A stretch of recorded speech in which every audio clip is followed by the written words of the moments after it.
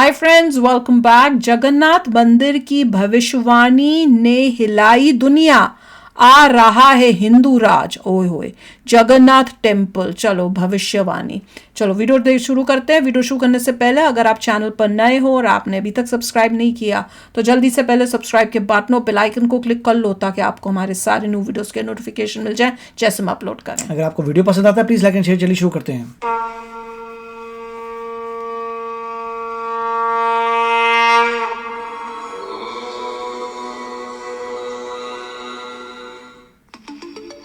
आजकल इंस्टाग्राम से लेकर फेसबुक तक, यूट्यूब से लेकर ट्विटर तक एक ग्रंथ की चर्चा काफी जोरों पर है और शायद आपने भी इसका नाम कहीं न कहीं तो जरूर सुन लिया होगा।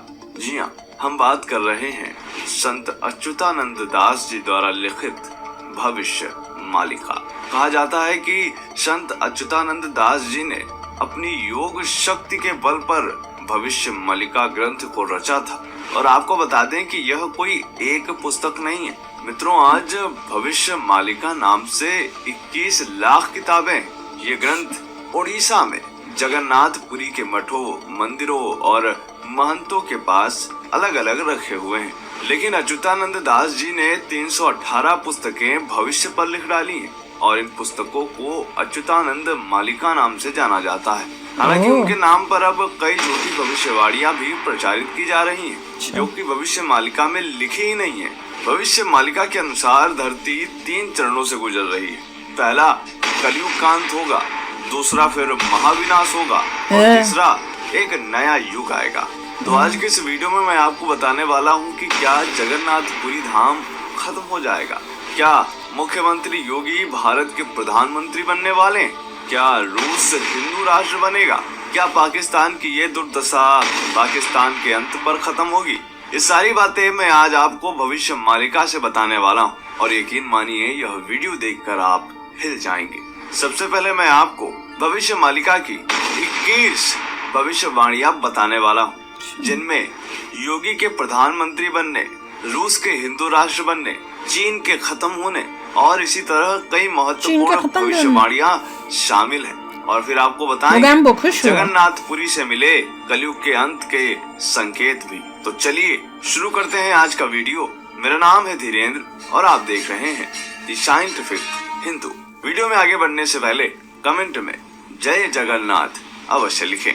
तो चलिए आते हैं सबसे पहले नंबर पर, जिसमें यह कहा गया है कि समुद्र का जल स्तर बढ़ जाएगा और जगन्नाथ मंदिर की 22वीं सीढ़ी तक पानी आ जाएगा। तब भगवान के विग्रह को उनके भक्त छतिया बाटा ले जाएंगे। यानी इसमें यह कहा गया है कि समुद्र का जल स्तर बढ़ेगा और इतना बढ़ेगा कि जगन्नाथ मंदिर की 22वीं सीढ़ी तक पानी आ जाएगा और तब भगवान जगन्नाथ की मूर्ति को मंदिर से निकालना पड़ेगा। दूसरी भविष्यवाणी में वह कहते हैं कि आसमान में 2 सूर्य निकलने का आभास होगा। यह आसमानी पिंड होगा जो बंगाल की खाड़ी में गिरेगा और ओडिशा जलमग्न हो जाएगा। यानी एक उल्का पिंड गिरने की बात यहाँ पर संत अच्युतानंद दास जी कह रहे हैं। तीसरी भविष्यवाणी में कहते हैं कि बदल जाएगी धरती की धुरी, इसके बाद कई भूकंप आएंगे। इसमें अच्युतानंद दास जी भूकंप के बारे में बता रहे हैं और हाल ही में हम यह देख रहे हैं कि भूकंप आने की संख्या बढ़ती जा रही है और भूकंप का केंद्र धीरे धीरे भारत की ओर ही खिसकता चला आ रहा है। चौथी भविष्यवाणी है कि किसान खेती का काम बंद कर देंगे और जंगली जानवर गाँव और शहर पर हमला करना शुरू कर देंगे। जैसा कि हम देख रहे हैं कि आज के समय में कोई भी व्यक्ति खेती नहीं करना चाह रहा है और वह सब काम बंद करके शहर आ रहे हैं। या यूं कहें कि जिस व्यक्ति के पास विकल्प है तो वह खेती नहीं ही करना चाहता है। यह भी भविष्यवाणी अच्युतानंद दास जी की सच साबित होती दिख रही है। 5वीं भविष्यवाणी में अच्युतानंद दास जी कहते हैं कि धरती पर हो रही प्राकृतिक आपदाओं के कारण धरती पर 7 दिन तक अंधेरा रहेगा। कहा जा रहा है कि यह घटना 2022 से 2029 के बीच होगी। छठी भविष्यवाणी में अच्युतानंद दास जी बहुत बड़ी बात कहते हैं। वो लिखते हैं कि एक और प्राकृतिक आपदाएं होंगी तो दूसरी ओर होगा महायुद्ध। तीसरे Oh my विश्व युद्ध God. की शुरुआत शनि के कुंभ राशि में प्रवेश करने पर हो वो जाएगी। कब यानी होता है? अच्युतानंद दास जी यह बता रहे हैं कि जब इस बार तृतीय विश्व युद्ध होगा तो प्राकृतिक आपदाएं जैसे भूकंप, सुनामी, तूफान, बाढ़ ये भी आएंगी और उस समय तृतीय विश्व युद्ध चल रहा होगा। ओह। सातवीं भविष्यवाणी तो काफी हैरान कर देने वाली है। क्या? इसमें अच्युतानंद दास जी लिखते हैं कि तीसरा विश्व युद्ध 6 साल 6 महीने तक चलेगा। चीन 13 मुस्लिम देशों के साथ मिलकर भारत पर हमला कर देगा। आखिर के 13 माह भारत युद्ध में शामिल होगा और यह भारत की लड़ाई होगी। भारत की इसमें विजय होगी। भारत सदा के लिए अपने दुश्मनों को न सिर्फ खत्म करेगा वाह। बल्कि विश्व गुरु भी बन जाएगा। वो। आज के परिप्रेक्ष्य में इसको देखें तो भारत आज एक उभरती हुई ताकत है और चीन सबसे ज्यादा असुरक्षित महसूस कर रहा है और मुस्लिम देशों से उसकी नजदीकियां तो बढ़ती ही जा रही हैं। चाहे वह हमारा देश पाकिस्तान हो, तुर्की जैसा देश ही क्यों ना हो, इनके साथ मिलकर चाहे वो भारत को हमारा खत्म देश करना पाकिस्तान चाहता बोला है क्या? और अगर यही बोला था स्थिति क्या? बिगड़ी मुझे तो लगा बोला है। हो भी सकता है। नंबर 8 पर आते हैं जिसमें अच्युतानंद दास जी कहते हैं कि भारत का आखिरी राजा एक शक्तिशाली हिंदू होगा, जो योगी पुरुष होगा, जिसकी कोई संतान नहीं होगी, उसमें विश्व का नेतृत्व करने की अद्भुत क्षमता होगी। वह धर्म के सहारे शांति स्थापित कर पाएगा। यानी आज के परिप्रेक्ष्य में देखिए तो ऐसा राजा तो हमें एक ही दिखता है और वह है यूपी के मुख्यमंत्री योगी आदित्यनाथ। क्योंकि अगर हम प्रधानमंत्री मोदी के परिप्रेक्ष्य में इस भविष्यवाणी को देखें तो मोदी जी योगी नहीं है, वहीं आदित्यनाथ जी जिनके नाम के आगे योगी भी लगता है और वह गोरखपुर धाम के मठाधीश भी रहे हैं। यानी जब कलयुग का अंत होने वाला होगा तब भारत का आखिरी राजा एक योगी पुरुष होगा, जो धर्म के सहारे पूरी दुनिया में शांति लाएगा। इस भविष्यवाणी पर लोग विश्लेषण करके कह रहे हैं कि अब प्रधानमंत्री योगी बनने वाले हैं। क्या आपको भी यही लगता है? आते हैं नंबर 9 पर जिसमें अच्युतानंद दास जी कहते हैं कि उस वक्त उड़ीसा का अंतिम राजा गजपति महाराज होगा। इसी दौरान भगवान कल प्रकट होंगे जो युद्ध में भारत का साथ देंगे। इस भविष्यवाणी में अच्युतानंद दास जी कह रहे हैं कि जब गजपति महाराज उड़ीसा के राजा होंगे तो यही कलयुग का अंतिम समय होगा और इस दौरान भगवान कल की प्रकट होंगे। 10वीं भविष्यवाणी में अच्युतानंद दास जी लिखते हैं कि अमेरिका का एक बड़ा हिस्सा जलमग्न हो जाएगा, चीन के कई टुकड़े हो जाएंगे, पाकिस्तान का नामो निशान ही मिट जाएगा, पाकिस्तान के साथ मिलकर लड़ने वाली शक्ति कमजोर व दयनीय हो जाएगी और रूस एक हिंदू राष्ट्र बन जाएगा। यूरोप युद्ध लड़ने लायक ही नहीं रहेगा, वहाँ की जनसंख्या न के बराबर होगी। यानी इसमें अच्युतानंद दास जी सीधे तौर पर यह बता रहे हैं कि एक समय ऐसा आएगा जब रूस हिंदू राष्ट्र बन जाएगा और यूरोप तो युद्ध लड़ने लायक भी नहीं रहेगा। 11वीं भविष्यवाणी पर आते हैं जिसमें अच्युतानंद दास जी लिखते हैं यूरोप की लगभग सभी आबादी नष्ट हो जाएगी। अंत में रूस ही सफलता प्राप्त करेगा, विजयी रूस को आगामी अवतार वश में करेगा। हम सभी यह देख रहे हैं कि रूस में भगवत गीता पर केस भी हो चुका है। हिंदू धर्म इतना तेजी के साथ बढ़ रहा है कि यूरोप को बंद करने के लिए वहाँ के कट्टर ईसाई लगातार कई ऐसे कार्य करते हैं कि ताकि वह हिंदू संस्थाओं को बैंक कर सके जो रूस में काम कर रही, लेकिन बेचारे कुछ नहीं कर पाते। इसमें कहा गया है कि रूस हिंदू राष्ट्र बनेगा ही, साथ में जब युद्ध होगा तो रूस ही सफलता प्राप्त करेगा। 12वें नंबर पर आते हैं इसमें अच्युतानंद दास जी लिखते हैं कि लोग कीट पतंगों की तरह मरेंगे और क्या? विश्व की जनसंख्या 64 करोड़ ही रह जाएगी। चीन तबाह हो जाएगा, रूस हिंदू राष्ट्र बन जाएगा, यानी सिर्फ 64 करोड़ जनसंख्या रह जाएगी और लोग कीट पतंगों की तरह मरेंगे। सोच लीजिए कि आज जो विस्फोटक हथियार सभी देशों के पास हैं, इसका 10% हिस्सा भी प्रयोग कर लिया जाएगा तो यह भविष्यवाणी काफी हद तक सच हो जाएगी। 13वें नंबर पर आते हैं तो भविष्य मालिका के अनुसार जो 2025 का समय वह एक विभीषिका के समान होगा।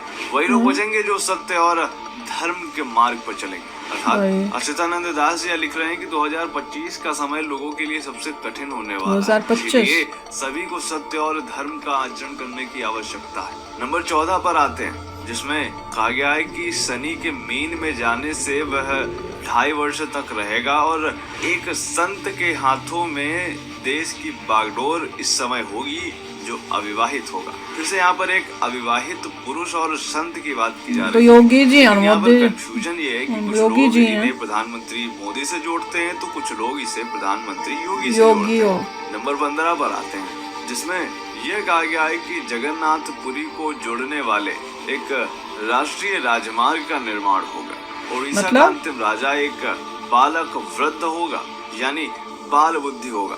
भगवान जगन्नाथ के धाम पुरी के ऊपर से पत्थर नीचे गिरेंगे और मंदिर का ध्वज कई बार गिरेगा। इस दौरान प्राकृतिक आपदा के चलते भारतवर्ष में जगन्नाथपुरी समुद्र के गर्भ में विलीन हो जाएगा। यानी इसमें अच्युतानंद दास जी यह कह रहे हैं कि समुद्र का पानी इतना ज्यादा बढ़ जाएगा कि भगवान जगन्नाथ का यह मंदिर जो हम आज देख रहे हैं, द्वारका यह पानी में डूब जाएगा। आते हैं नंबर 16 ये मुझे नहीं अच्छा लगा। जहाँ अच्युतानंद दास जी भविष्यवाणी है, भविष्यवाणी is always और है। शिक्षकों का निरादर होगा। क्या फिर क्या? शिक्षक का? पाखंडी लोग धर्मगुरु बनकर लोगों को छलेंगे। भविष्य तो में अभी भी हो लोगों रहा के है। मन में धर्म, प्रेम, संस्कार सब खत्म हो जाएगा। नेक और धार्मिक भक्तों का मजाक उड़ाया जाएगा। 17वें नंबर पर आते हैं, जिसमें अच्युतानंद दास जी लिखते हैं कि धीरे धीरे आस्तिकों की संख्या घटेगी। दुनिया आस्तिकों और नास्तिकों के बीच विभाजित हो जाएगी। इंसान व्याभिचारी हो जाएंगे। पुरुष का पुरुष से और महिला का महिला से आप प्राकृतिक संबंध बनेगा। तो इन्होंने कब लिखी थी? दास जी ने वह इमेजिन कर लिया था जो आज के समय में एक मॉडर्न ट्रेंड समझा जा रहा है। वो तो यहीं से रहा। आप अंदाजा लगा सकते हैं कि अच्युतानंद दास जी की दूरदर्शिता क्या थी। आते हैं नंबर 18 पर, जो कि है कि इंसान के घर पर जानवरों का हमला होगा। आए इंसान और जानवरों में भिड़ंत होते हुए दिखेगी। शहरों में जंगली जानवर घूमते रहेंगे। शाम में से शेर बताया है ज्यादा कि इस तरह जब लोग जंगल को खत्म कर डालेंगे तो जो जानवर हैं वो कहाँ जाएंगे? वो सीधे तौर पर वहीं आएंगे जहाँ इंसान रहते हैं और वह इंसानों पर हमला करेंगे। फिर इंसानों और जानवरों के बीच उसकी बाइक ही फोड़ देगा वो हाथी चढ़ के, जिसमें कुचुम्बड़ बना देगा। प्राकृतिक आपदाएं तबाही मचाएंगी। विचित्र बीमारी और बीमारियों से जनता त्रस्त रहेगी। हवाएं लोगों को बहुत परेशान करेंगी। महंगाई इतनी बढ़ जाएगी कि जनता सड़क पर आंदोलन करेगी। आज के समय में हम देखें तो ऐसा ही हो रहा है। ऐसी ऐसी बीमारी आ रही है जो विज्ञान को भी समझ नहीं आ रही है। नंबर 20 पर आते हैं, जो कि महाभारत से जुड़ी हुई है। इसमें अच्युतानंद दास जी लिखते हैं कि महाभारत के युद्ध के समय कई लोग किसी कारणवश युद्ध में भाग नहीं ले पाए थे। वे सभी योद्धा युद्ध लड़ना चाहते हैं और उनकी अब यह इच्छा कलयुग के अंत में पुरी में होगी, जब कल की अवतार का जन्म होगा। भगवान बलराम भी युद्ध में भाग नहीं ले पाए थे। बलराम जी को ही जगन्नाथपुरी में बलभद्र नाम से जाना जाता है। कलयुग के अंत में यह प्रकट होंगे और कलयुग के अंत में महाभारत का अधूरा युद्ध फिर से लड़ा जाएगा।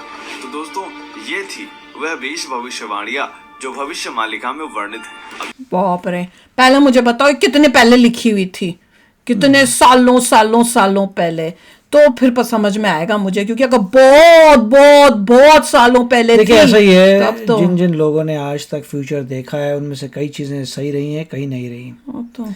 तो और समय आके चला गया, ऐसा कुछ इवेंट नहीं हुआ। तो बहुत कुछ अभी तक है, 900 डैमेज था। हाँ। उसके हिसाब से भी बहुत कुछ था, कुछ हुआ कुछ नहीं हुआ। तो ठीक है, एक सीयर ने जिसने फ्यूचर जो उसे दिखा उसने लिख दिया। It's very nice. नहीं देखो, इसमें कई चीजें तो लग रहा था, जैसे सबको पता है कि पानी में चीजें डूबने वाली हैं। तो अब उन्होंने जब बताया कि भैया जगन्नाथ डूबने वाला, मेरे को तो वो सबसे वो लगी कि भैया ये नहीं होना चाहिए। जब उन्होंने कहा चाइना के बारे में तो मेरे को बड़ा अच्छा लगा, जब पाकिस्तान के बारे में बोला तो और भी बहुत अच्छा लगा। और देखिए, आप खुद जाइए विकिपीडिया में जाइए, रशिया में देखिए हिंदुइज्म कितने % है, आपको पता चल जाएगा। ऐसा कुछ हो नहीं रहा अभी तक, देखेंगे कब होता है कि इंक्रीज होता है। बट भविष्य में कह तो रहे हैं कंट्रोल करने की कोशिश कर रहे हैं ताकि ज्यादा फैलने की कोशिश ना हो। अभी तक तो ऐसा नहीं हुआ। देखिए कितने % हैं, बहुत इस्कॉन ने बड़ा अच्छा काम किया जहाँ जहाँ इंट्रोड्यूस किया है। बट मोस्टली जो वो कह रहे थे दैट वाज ट्रू कि मोस्टली लोग जो है किसी भी रिलीजन में बिलीफ नहीं रखेंगे। तो ये डेफिनेटली हो रहा है ज़्यादा। उसका एग्जांपल एक चाइना है कि जहाँ पे ज़्यादा लोगों का बिलीफ नहीं है किसी भी गॉड में। बाप रे, कई चीज़ें तो सुन के बहुत ही मतलब रोंगटे खड़े हो गए थे यार। डर लग रहा है कि क्या फ्यूचर हो रहा है हमारा, क्या होगा। बाप रे, चलो अभी शेयर करना अपने थॉट्स। चलते हैं, मिलेंगे नेक्स्ट वीडियो में बहुत ही जल्द। Till then take care and bye bye. तो अगर आप मेरे इस चैनल पे नए हो तो जल्दी से सब्सक्राइब के बटन को हिट करो और बेल आइकन को क्लिक करो ताकि आपको मेरा जब नया वीडियो मैं लगाऊं आपको उसके बारे में जल्दी से पता चल जाए।